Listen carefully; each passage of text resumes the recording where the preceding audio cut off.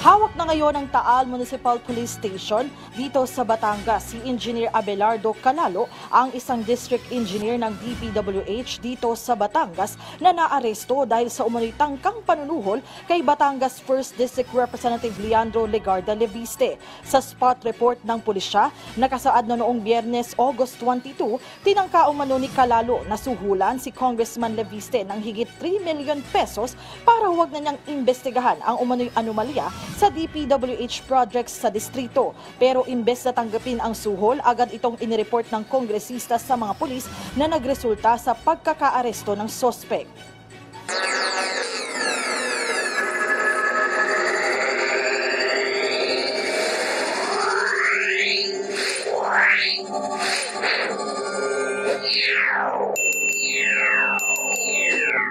Samantala, isang district engineer ng Department of Public Works and Highways arestado dahil sa umunoy panunuhol sa isang kongresista sa Batangas. Giit ng mambabatas, hindi dapat kinokonsinte ang anumang uri ng katiwalian sa pamahalaan. Si Mela Lesmora sa sentro ng balita, live.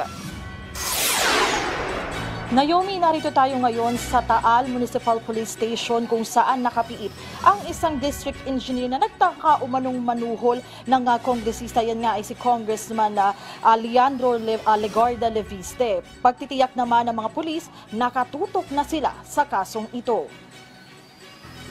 Hawak na ngayon ng Taal Municipal Police Station dito sa Batangas si Engineer Abelardo Calalo, ang isang district engineer ng DPWH dito sa Batangas na naaresto dahil sa umano'y tangkang panunuhol kay Batangas 1st District Representative Leandro Legarda Leviste. Sa spot report ng pulisya, nakasaad na noong Biyernes, August 22, tinangka umano ni Calalo na suhulan si Congressman Leviste ng higit 3 million pesos para huwag na niyang imbestigahan ang umano'y anomalya sa DPWH projects sa distrito. Pero imbes na tanggapin ang suhol, agad itong inireport ng kongresista sa mga pulis na nagresulta sa pagkakaaresto ng sospek.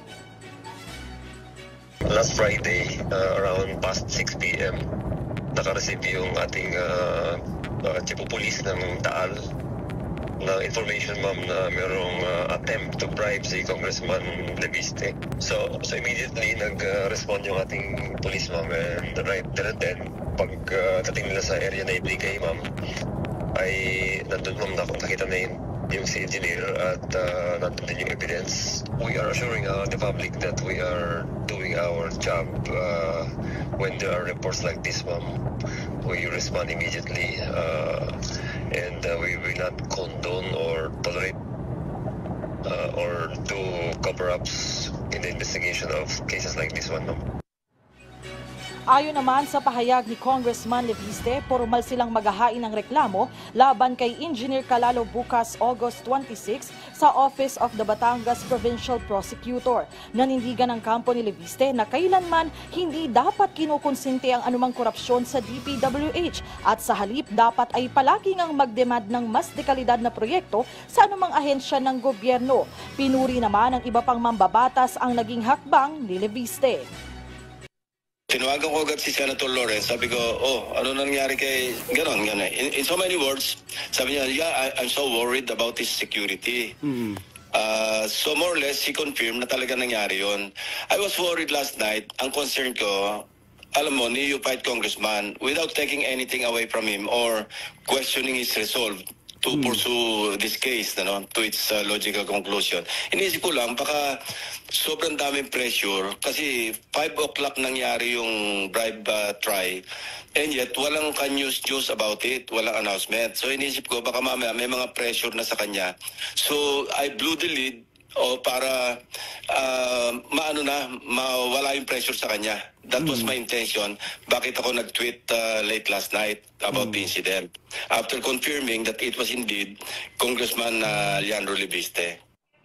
Naomi, kanina ay nakausap mismo natin si Engineer Calalo na nakapiit nga dito sa Taal Municipal Police Station at paulit-ulit yung kanyang sinasabi na sa lawyer na lang po, ibig sabihin sa abogado na lang niya magtanong hinggil nga sa isyong ito. Tinanong din natin kung gusto niya ipagtanggol yung kanyang sarili, gusto niyang magbigay ng detalye ukol sa nangyari, pero ayaw niyang magsalita at sa abogado na lang daw niya makipag-usap. Naomi?